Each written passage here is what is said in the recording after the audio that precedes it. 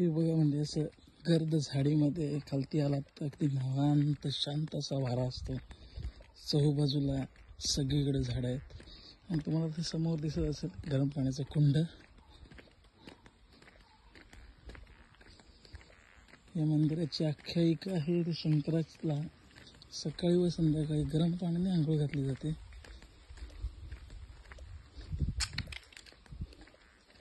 बघा आणि हे इथे आतमध्ये असं प्राचीन पुरातन शंकराचं मंदिर आहे.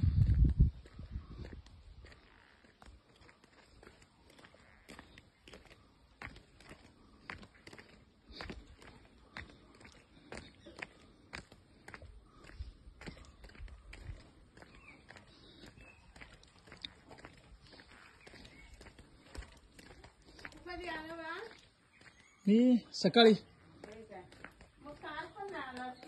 नाही सुटीच नाही.